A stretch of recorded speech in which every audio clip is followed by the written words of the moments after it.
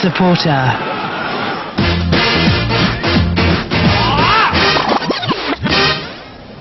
Hello again from Trent Bridge, 370 for 6 at lunch, England. It's not been an easy game for wicket keepers. The pitch has been uneven and a lot of balls haven't carried through to either to Mark Boucher and I doubt will through to Alex Stewart. Right, Jack is with us for this masterclass and the first thing I want to ask you is where do you stand? How do you judge the distance between the stumps and you? Yeah, it's a big question, Mark. I think the important factors to take into account are the pace of the bowler and obviously the bounce in the pitch.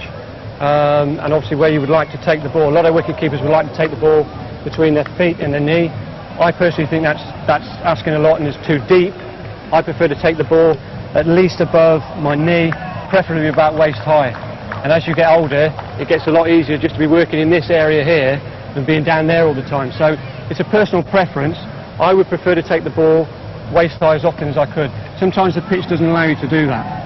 So when you arrive before play, work out the pitch, or do you wait over the first few balls that are bowled? Well, after a few balls you'll get some sort of indication, but you're probably going to be keeping wicket to bowlers that you know about anyway, so you've got a rough idea from practice the day before, the morning of the match, roughly where you want to stand in terms of depth.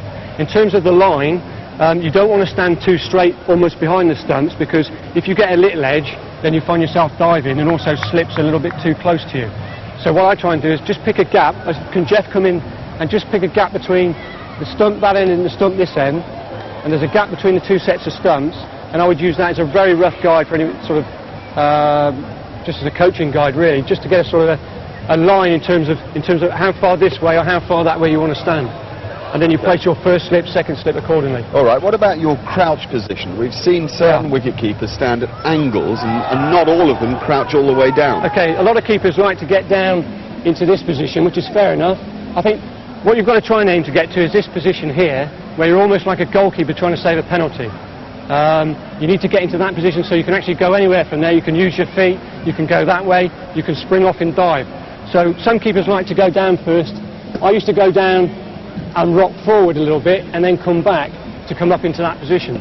Now what I do the last 2 or 3 years, physically really because of my back, rather than put a lot of stress on my hips and my knees and my backing by going down, what I do now is I just walk in and go to that position there.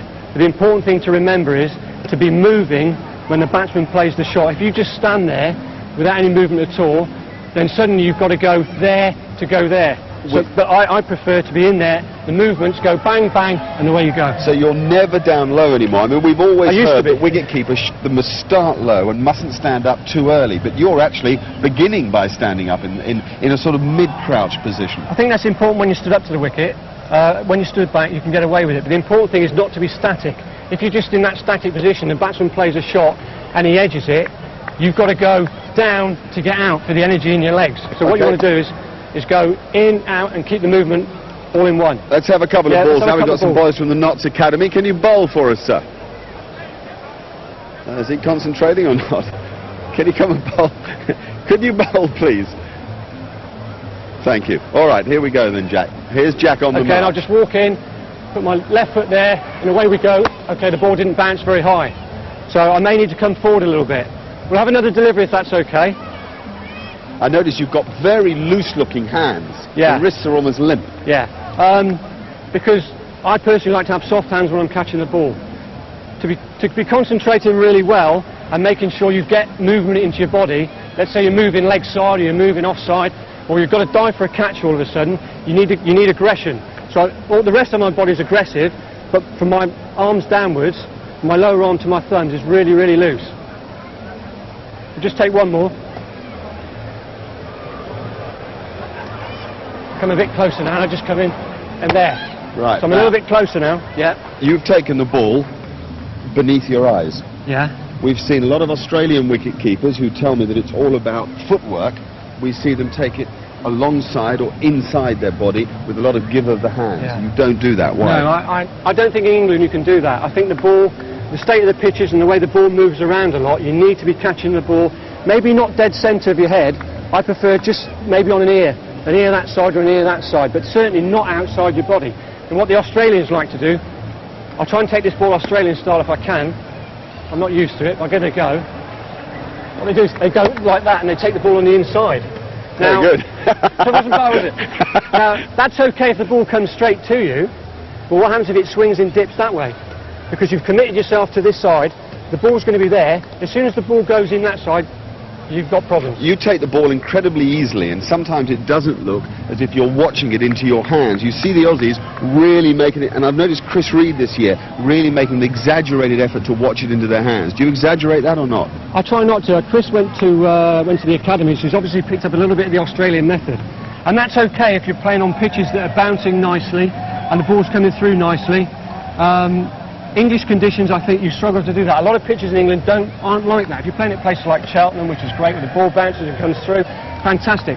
But as you see on this pitch in this test match, the ball's not consistent when it comes through to you. So you need to be, especially if the ball's going to swing and dip around, you need to have it somewhere within your body. As soon as you start taking the ball away from outside of your body, you've got problems. So what drives your movement? Is it your feet or your head position? My aggression. Right. My aggression in my head. I would use my feet, but just take another ball. Okay, you'll notice my left foot, I'll push off quite hard from this left foot there. And it's on the inside. But the important thing is to be aggressive mentally. That's what gets me to deliveries. I don't really think about head or feet.